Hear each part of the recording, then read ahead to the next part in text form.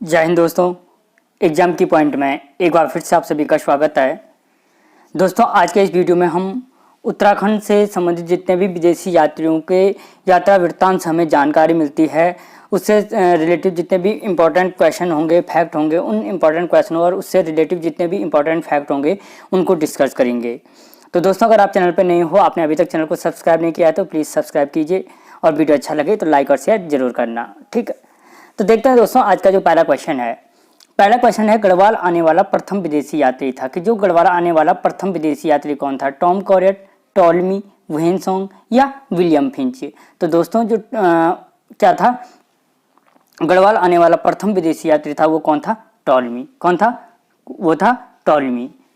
अगला क्वेश्चन, वुहेनसोंग किसके शासनकाल में उत्तराखंड आया था? जो वुहेनसोंग था, वुहेनसोंग किसके शासनकाल में उत्तराखंड आया था? कनिष्क, अमोदभूति, ललित सूरदेव या हर्षवर्धन? तो दोस्तों जो वुहेनसोंग आया था, वुहेनसोंग किसके शासनकाल के लगभग आया था? हर्षवर्धन के शासनकाल के लगभग आया था। और जो हर्षवर्धन का शासनकाल था वो किस वंश के पश्चात हुआ था? यहाँ पे मैखुरी राजवंश के पश्चात। किसके पश्चात? मैखुरी राजवंश के पश्चात हुआ था। और मैखुरी अगर हम देखें यहीं पे, मैखुरी जो राजवंश था, मैखुरी राजवंश का अंतिम जो शासक था, अंतिम शासक कौन था? ग्रह वर्मा था। ठीक है, यहाँ पे क्या हो जाती है? ग्रह वर्मा की हत्या हो जाती है। ग्रह वर्मा की हत्या के बाद क्या क्या हो जाता है? यहाँ पे ये था मैखुरी वंश था, ये इसका जो साम्राज्य था वो किसके अंतर्गत चला जाता है? वर्धन वंश के। और वर्धन वंश किसके अधीन था? जो थानेश्वर का वर्धन वंश था वो हर्षवर्धन के अधीन था। और इसका भी अंत हो जाता लगभग कितने में? 647 ईस्वी के लगभग टाइम पीरियड में। ठीक है, अगला क्वेश्चन, टॉलमी के यात्रा वृत्तांत से किस वंश की जानकारी मिलती है? जो टॉलमी था, जो उत्तराखंड, जो गढ़वाल आने वाला प्रथम यात्री था, जो टॉलमी था, उसकी यात्रा वृत्तांत से किस वंश की जानकारी मिलती है? कुनिंद की, कत्यूरी की, चंद की या परमार की? तो दोस्तों याद रखना, जो टॉलमी का यात्रा वृत्तांत है उससे हमें जानकारी मिलती है कुनिंद वंश की। किसकी जानकारी मिलती है? कुनिंद वंश की। और हमें इससे पहले हम कुनिंद वंश को ऑलरेडी ढंग से डिस्कस कर चुके हैं कि कुनिंद वंश ने यहाँ पे लगभग महाभारत काल से और 300 ईस्वी तक क्या किया? इन लोगों ने यहाँ पे राज किया। जो अगर हम देखें कुनिंद वंश के बारे में, तो जो यहाँ पे कुनिंद वंश की जो टॉलमी की यात्रा वृत्तांत के अलावा जो इनकी जानकारी हमें मिलती है महाभारत से मिलती है। किससे मिलती है? महाभारत से मिलती है। क्योंकि जो महाभारत में क्या है? स्वभाव का वर्णन किया गया है। किसका? स्वभाव का वर्णन हमें मिलता है। दूसरी चीज, जो महाभारत में श्रीनगर है, श्रीनगर के लिए किस शब्द का प्रयोग किया गया है? श्रीपुर शब्द का प्रयोग किया गया है। जो कुनिंद है उनके लिए क्या किया गया है? द्विज का प्रयोग किया गया है। और जो कुनिंद शासक है उनके लिए द्विज श्रेष्ठ का प्रयोग किया गया है। किसका प्रयोग किया गया है? द्विज श्रेष्ठ का प्रयोग किया गया है। अगली जो जानकारी इसकी हमें मिलती है वो अर्थशास्त्र से मिलती है। किससे मिलती है? अर्थशास्त्र से मिलती है कुनिंद वंश की जानकारी। और किससे मिलती है? अष्टाध्यायी से। किससे मिलती है? अष्टाध्यायी से। और अष्टाध्यायी किसकी है? पाणिनि की है। और अर्थशास्त्र किसका है? चाणक्य का। ठीक है, अगला क्वेश्चन, वुहेनसोंग के यात्रा वृत्तांत किस नाम से मिलता है? जो वुहेनसोंग का यात्रा वृत्तांत है वो किस नाम से मिलता है? पोलिहिमोपुलो सियुकी की ऊपी स्वांगनो या कीमो सुकिलो? तो दोस्तों याद रखना, जो वुहेनसोंग का यात्रा वृत्तांत है वो मिलता है किस नाम से? सीयूकी के नाम से मिलता है। किसके नाम से मिलता है? सीयूकी के नाम से मिलता है। ठीक है, और जो इसने पोलिहिमोपुलो कहा था वो किसके लिए कहा था? ब्रह्मपुर। ठीक है, ब्रह्मपुर शब्द के लिए प्रयोग किया था। ठीक है, और जो इसने यहाँ पे जो वुहेनसोंग था, वुहेनसोंग ने हरिद्वार का जो माप बताई थी वो कितनी बताई थी? 20 लीटर। ठीक है, कितनी बताई थी? 20 लीटर बताई थी। अगला क्वेश्चन, वुहेनसोंग के, दोस्तों किसी भी क्वेश्चन में जितने फैक्ट याद आएंगे उतने ही बता पाऊंगा। कि वुहेनसोंग के यात्रा वृत्तांत से किस वंश की जानकारी मिलती है? जो वुहेनसोंग के यात्रा वृत्तांत से किस वंश की जानकारी मिलती है? कुनिंद, कत्यूरी, पौरव या परमार? तो दोस्तों जो कुनिंद, ये वुहेनसोंग का यात्रा वृत्तांत है, वुहेनसोंग के यात्रा वृत्तांत से किस वंश की जानकारी मिलती है? वो मिलती है हमें पौरव वंश की जानकारी मिलती है। पौरव वंश को अन्य किस नाम से जानते हैं हम? पर्वताकार वंश भी कहा जाता है। क्या कहा जाता है? पर्वताकार वंश भी कहा जाता है। ठीक है, पर्वताकार वंश ने कब से राज किया? जो ये पर्वताकार वंश था इस पर्वताकार वंश ने 647, जब मैंने इससे ऊपर कहा था कि जो थानेश्वर का वर्धन वंश था, मैखुरी वंश का ग्रह वर्मा की मृत्यु के पश्चात थानेश्वर का अधीन होता है और हर्षवर्धन की मृत्यु के पश्चात उसके अधीन था ये ब्रह्मपुर राज्य। तो वो स्वतंत्र होकर के 647 में फिर से अपना राज्य स्थापित कर देता है और 647 से कितने के लगभग रहा, 725 के लगभग इसने यहाँ पे राज किया था। ठीक है। और जो क्या है कि पौरव वंश है, पौरव वंश की जानकारी एक तो हमें मिलती है वैनसोंग की यात्रा वृत्तांत से और दूसरी मिलती है तालेश्वर अभिलेख से। किससे मिलती है? तालेश्वर अभिलेख से। और जो तालेश्वर अभिलेख है इससे हमें जो ये क्या है पौरव वंश है, इसके 5 राजाओं की जानकारी मिलती है। कितने राजाओं की? 5 राजाओं की जानकारी मिलती है, जिसमें थे विष्णुवर्मन, विश्ववर्मन, अग्निवर्मन, द्युतिवर्मन और विश्ववर्मन द्वितीय थे। ठीक है। मोस्टली जो तालेश्वर अभिलेख संबंधित, अगर कभी क्वेश्चन पूछा जाता है कि तालेश्वर अभिलेख किससे संबंधित है, वो द्युतिवर्मन से संबंधित था। ठीक है। यहाँ पे इसके साथ ही आपको क्या मिल जाएगा कि जो ये यात्री हैं, जितने भी ये विदेशी यात्री हैं, इनके साथ जितने भी ये वंश हैं उनसे रिलेटिव मोटी मोटी जानकारी मिल जाएगी। अगला क्वेश्चन है, विलियम फिंच किस परमार शासक के शासनकाल में श्रीनगर आया था? जो विलियम फिंच था किसके शासनकाल में आया था? महिपत साके, मान साके, श्याम साके या पृथ्वीपति साके? तो दोस्तों याद रखना, जो विलियम फिंच था, विलियम फिंच किसके शासनकाल में आया था? तो ये आया था मानसा के शासनकाल में। अब अगर हम विलियम फिंच को देखें कि जो विलियम फिंच था वो लगभग 1611 के टाइम पे आया था। ये 1611 का टाइम किसका है? मानसा का टाइम पीरियड है, मानसा के दरबार में आया था। तो जब ये मानसा, अब अगर हम मानसा को देखें तो अगर जो मानसा था, पहली चीज है कि जो मानसा था कौन सा शासक था? परमार वंश का 44वां शासक था। इससे पहले हम परमार वंश को डीपली डिस्कस कर चुके हैं, अगर जिसने नहीं देखा वो जाकर के प्लेलिस्ट में जाकर के देख सकता है। 44वां शासक था। अब ये जब 44वां शासक था, इसकी सबसे बड़ी विशेषता थी, अगर क्वेश्चन बनता है कि जीतू बगड़वाल जीतू बगड़वाल था किस परमार शासक के दरबार में रहता था? तो वो मानसा के दरबार में रहता था। कौन? जीतू बगड़वाल। किसके शासन दरबार में रहता था? मानसा के दरबार में। दूसरा क्वेश्चन बनता है, जो चंद वंश का लक्ष्मी चंद था। ठीक है। लक्ष्मी चंद था, किस शासक पर लक्ष्मी चंद ने 8 बार आक्रमण किए थे? ठीक है। तो वही लक्ष्मी चंद था जिसने क्या था 1597 से लगभग 1602 या 3 कंफर्म 1602 ही होगा। ठीक है। 1597 से 1602 के बीच 8 बार ही आक्रमण करता है। किसके शासनकाल में?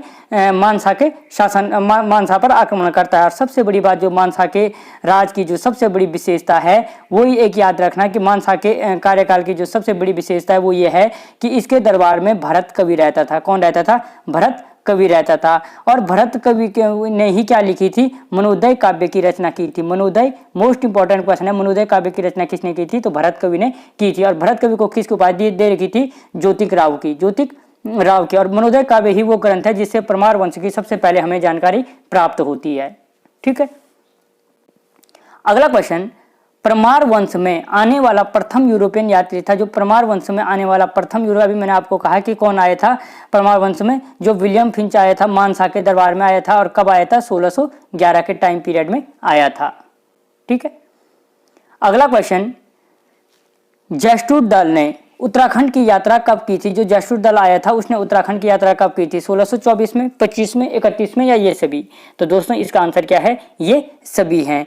कि जो 1624 के टाइम पीरियड में आया था, 1624 के टाइम पीरियड में कौन आया था?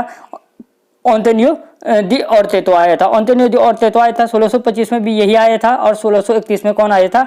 अजुवेटो ने परमार वंश की यात्रा की थी। किसने की थी? अजुवेटो ने परमार वंश की यात्रा की थी। ठीक है। अगला question, travels in Mughal imperial पुस्तक के लेखक हैं। ट्रेवल्स इन मुगल इंपीरियर पुस्तक के लेखक कौन है? टॉम कॉडेट, फ्रांसिस बर्नियल, वैनसोंग या विलियम फिंच? तो जो ट्रेवल्स इन मुगल इंपीरियर पुस्तक के लेखक है वो कौन है? फ्रांसिस बर्नियल है। ठीक है। तो जो ट्रेवल्स इन मुगल इंपीरियर पुस्तक है कौन है? फ्रांसिस बर्नियल है। और इसने लगभग कब यात्रा की थी? 1670 में की थी। कब की थी? 1670 में की थी। ठीक है। अगला क्वेश्चन, फ्रांसिस बर्नियल ने किसके शासनकाल में गढ़वाल की यात्रा की थी? जो फ्रांसिस बर्नियल था उसने किसके शासनकाल की जानकारी मिलती है? तो जो फ्रांसिस बर्नियल के यात्रा वृत्तांत से महिपत साके, मान साके, फतेहपत साके या पृथ्वीपति साके?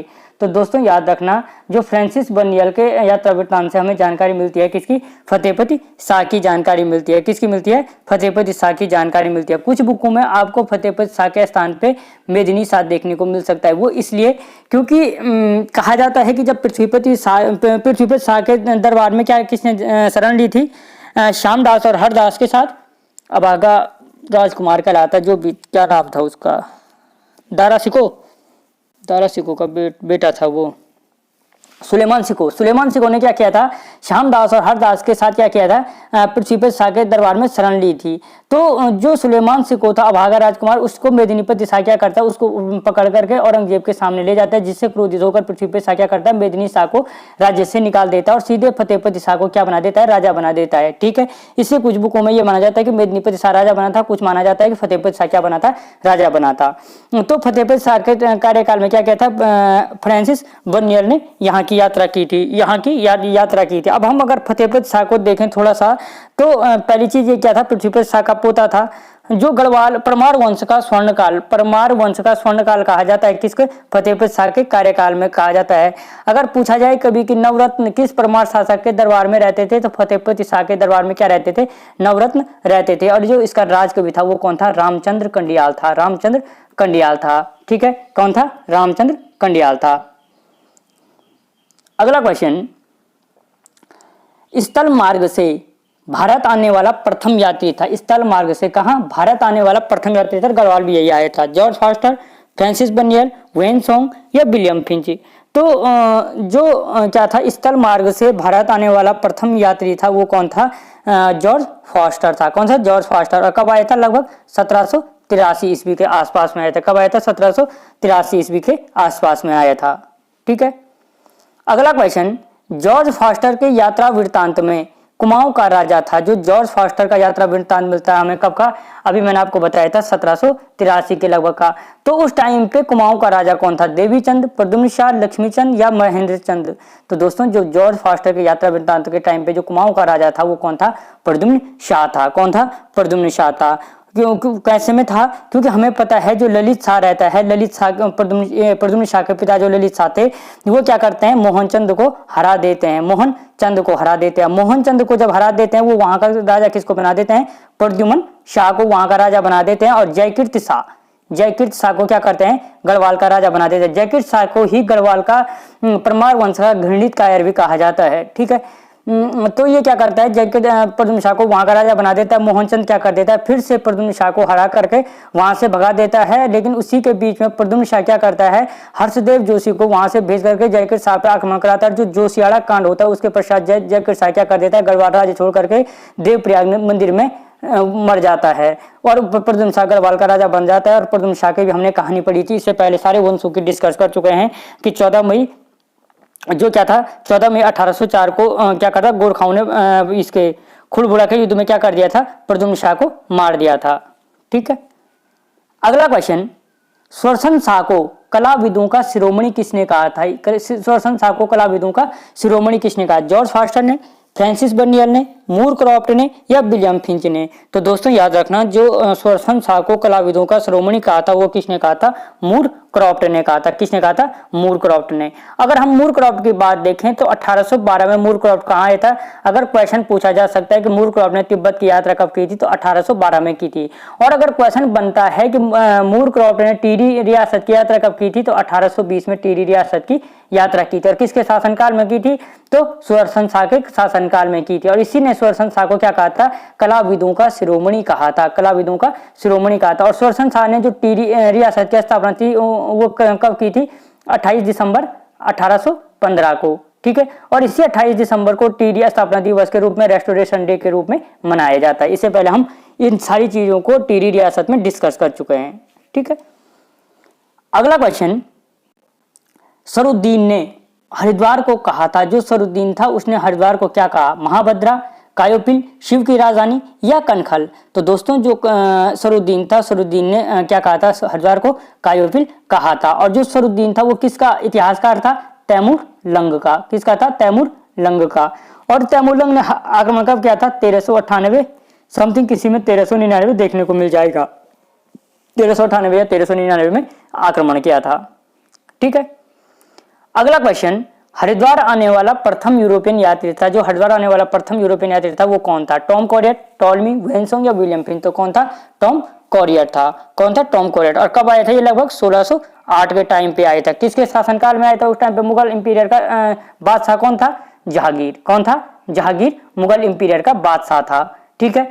और इसने, टॉम कॉरियर ने हरिद्वार को क्या कहा था? शिव की राजधानी, शिव की राजधानी कहा था। और शिव की राजधानी कहाँ पे है? कनखल। दक्ष प्रजापति का मंदिर कहाँ पे है? कनखल हरिद्वार में। कहाँ पे है? कनखल हरिद्वार में। ठीक है। तो दोस्तों आज के इस वीडियो में हमने मोस्ट इंपॉर्टेंट जितने भी यहाँ से विदेशी यात्रियों से बनने वाले क्वेश्चन थे उन क्वेश्चनों को डिस्कस किया। अगर अच्छा लगे तो वीडियो को लाइक और शेयर जरूर करना। मिलता हूँ अगले वीडियो में, तब तक जय हिंद।